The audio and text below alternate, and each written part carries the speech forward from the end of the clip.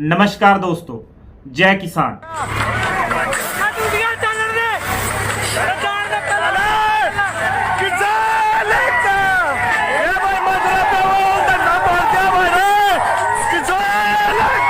आज के इस वीडियो ब्लॉग में हम भारतीय जनता पार्टी के जिम्मेवार नेताओं और मुख्यमंत्री मनोहर लाल के नेतृत्व वाली हरियाणा सरकार को एक संदेश के राम गयो रावण गयो जाको बहु परिवार देकर हरियाणा प्रदेश जो खेती किसानी और किसान से जुड़ा प्रदेश है, जिस प्रदेश का किसान पूरे भारत का भरण पोषण करने का काम दिन रात की कड़ी मेहनत के बाद करता है, उस प्रदेश में आखिरकार 2014 के बाद हालात बद से बदतर होते क्यों चले गए? क्यों हरियाणा प्रदेश के किसान को देश के किसानों के साथ सड़क पर आकर अपनी खेती और किसानी को बचाने के लिए लड़ाई लड़ने पर मजबूर होना पड़ा?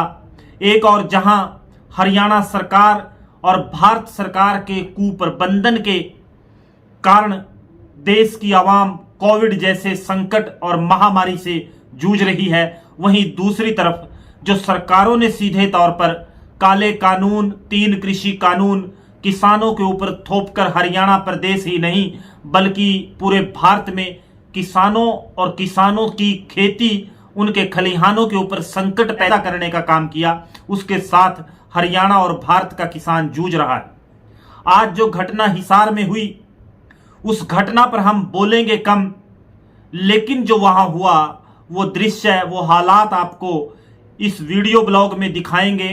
और एक सवाल कि क्या ये वही हरियाणा प्रदेश है जिसने 2014 की नरेंद्र मोदी की लहर को नकारते हुए एक युवा सांसद को चौधरी ओम प्रकाश चौटाला की इंडियन नेशनल लोकदल के माध्यम से देश की सबसे बड़ी पंचायत लोकसभा में भेजने का काम किया? और आज वही युवा सांसद हरियाणा प्रदेश का, उस हरियाणा प्रदेश का जिस प्रदेश में खेत खलिहान और किसान शान हुआ करते थे, जिस प्रदेश का मायने ही हरियाणा प्रदेश का खेत और किसान हुआ करता है, उस प्रदेश के किसान को पुलिस के सामने लाठियां खाने के लिए हरियाणा सरकार के निर्णयों के कारण खड़ा होना पड़ता है, भारत सरकार के निर्णयों के कारण खड़ा होना पड़ता है। आखिरकार ऐसे हालात हरियाणा प्रदेश में क्यों पैदा हो गए?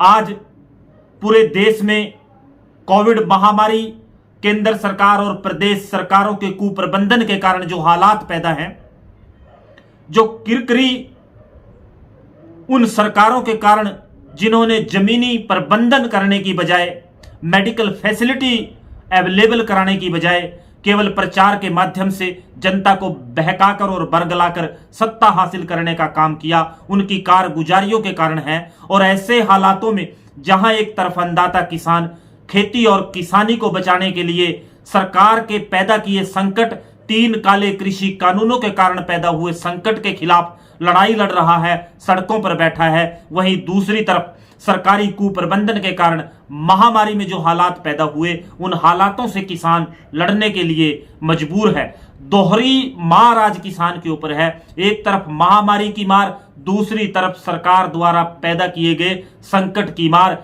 ऐसे हालातों में सरकार ने किसान को ला खड़ा कर दिया कि उसने अपने आप को हरियाणा सरकार की पुलिस हो या केंद्र सरकार के पैरामिलिट्री फोर्सेस हो, उनके सामने खड़ा करना बेहतर समझा कि उसकी खेती किसानी अगर नहीं बचेगी तो उसके जिंदा रहने का भी क्या फायदा।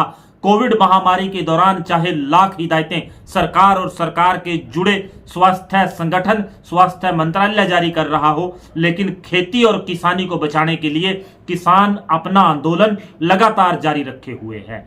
आज हरियाणा के मुख्यमंत्री जो 1 साल से कोविड के कारण हालात हैं, उनके बाद अब उनकी आंख खुली, वो हिसार में एक अस्थाई, मैं एक बार फिर इस शब्द का प्रयोग करूंगा कि एक अस्थाई हॉस्पिटल के उद्घाटन के लिए पहुंचे थे। लेकिन जैसा कि किसान संगठनों ने कह रखा है कि वो हरियाणा सरकार से जुड़े मुख्यमंत्री, उप मुख्यमंत्री और इनके नेता जो गांव में या प्रदेश में दौरा करेंगे उसका विरोध करेंगे, क्योंकि हरियाणा सरकार की जो कारगुजारियां और जो नीतियां हैं उसके खिलाफ किसान और किसान संगठन है। लेकिन इस सब के बावजूद भी मुख्यमंत्री मनोहर लाल खट्टर एक अस्थायी हॉस्पिटल का उद्घाटन करने के लिए हिसार पहुंचे।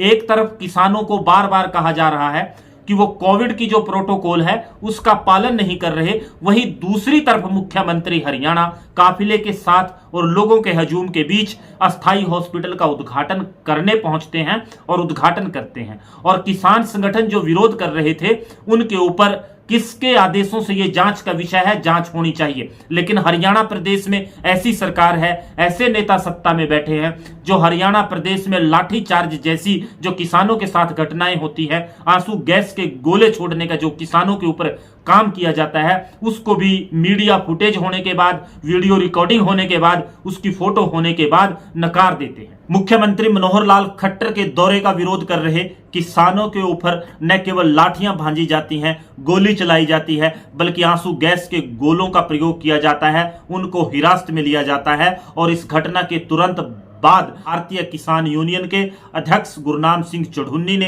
पूरे हरियाणा में रोड जाम करने के 2 घंटे के लिए निर्देश जारी किए। लेकिन चाहे मानवता शर्मसार सरकार के कारनामों से, सरकार के किसानों के शांतिपूर्वक प्रदर्शन और विरोध कर रहे किसानों के खिलाफ लाठीचार्ज, गोली इस्तेमाल करने के कारण शर्मसार हुई हो, लेकिन किसानों ने जब गुरनाम सिंह चढ़ुन्नी ने एक बार कहा कि वो 2 घंटे के लिए रोड जाम पूरे हरियाणा में अपने किसानों से आह्वान करते हैं कि वो करें जो हिसार में घटना हुई उसके विरोध स्वरूप, और उसमें भी उन्होंने विशेष तौर पर कहा कि कोई एम्बुलेंस, कोई ऑक्सीजन की गाड़ी, कोई मिलिट्री की गाड़ी या कोई इसेंशियल कोमोडिटी से संबंधित कोई मरीज हॉस्पिटल में जा रहा हो, उसको जहां किसान रोड जाम करेंगे, हाईवे जाम करेंगे, नहीं रोकेंगे। वहीं दूसरी तरफ जैसे ही इस घटना की खबर लगी, राकेश टिकैत ने भी इस घटना के बारे में अपना वीडियो जारी किया और मौका पर पहुंचे और पूरे हरियाणा में सरगर्मियां तेज हो गई और एक बार फिर रोड जाम किए। सुनिए भारतीय किसान यूनियन के अगुवा और राष्ट्रीय अध्यक्ष गुरनाम सिंह चढ़ुन्नी ने क्या कहा। साथियों नमस्कार। साथियों, आपको पता है मैंने थोड़ी देर पहले वीडियो बताई थी और आपको बताया था कि हिसार के अंदर आज बहुत बुरी तरह से लाठीचार्ज हुआ है। और हमारे लिए तो कोरोना है, लेकिन खट्टर जो प्रोग्राम कर रहा है उसके लिए कोरोना नहीं है। और जानबूझ के ये पंगे लेने के लिए जगह जगह पे आ रहे हैं। तो यहाँ पे मैंने जो आके देखा, अभी मैं मैयर टोल पे खड़ा हूँ जहाँ पे हमारा मुख्य केंद्र बिंदु है, और यहाँ पे सैकड़ों लोगों का जो है वो चोटें आई है, हमारी माताओं बहनों को चोटें आई है। और अभी जो फैसला लिया है वो अभी 2 घंटे के लिए पूरे हरियाणा में हाईवे जाम करने का लिया है।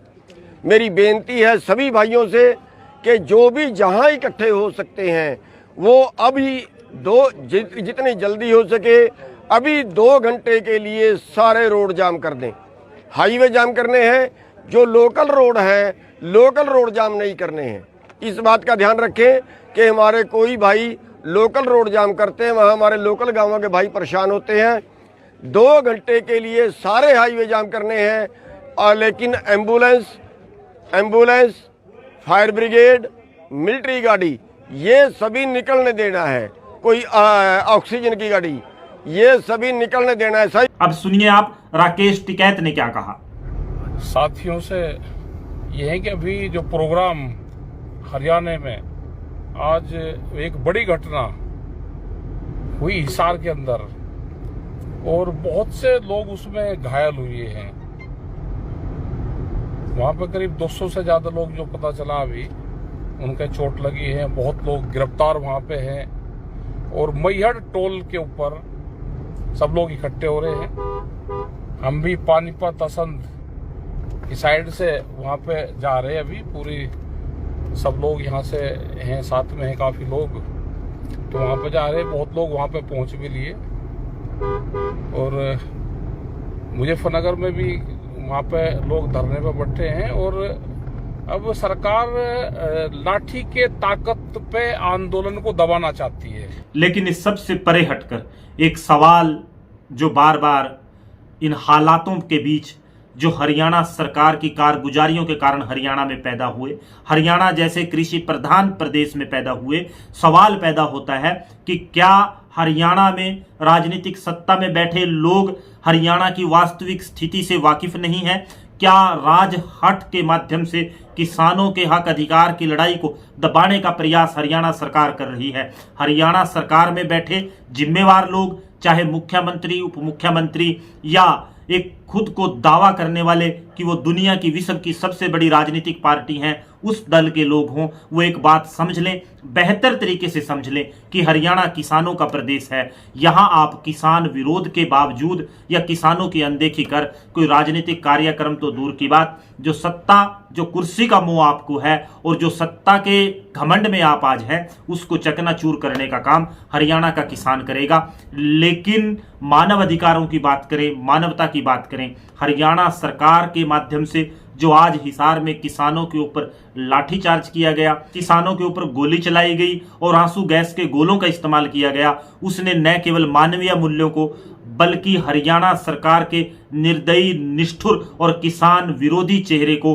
उजागर करने का काम किया। आज के इस वीडियो ब्लॉग में भारतीय जनता पार्टी और हरियाणा सरकार में सत्ता में बैठे नेताओं और लोगों को वही शब्द, जिन शब्दों के साथ हमने इस वीडियो ब्लॉग को शुरू किया था कि राम गयो रावण गयो जाको बहु परिवार, से आप सबक लेते हुए निश्चित तौर पर हरियाणा की धरातल और वास्तविक परिस्थितियों से वाकिफ होने का काम करेंगे और हरियाणा प्रदेश में किसानों के साथ विरोध नहीं बल्कि इस महामारी में उनका सहयोग और समर्थन आप करेंगे। ऐसी सद्बुद्धि आपको परमात्मा दे। धन्यवाद। जय किसान, जय भारत।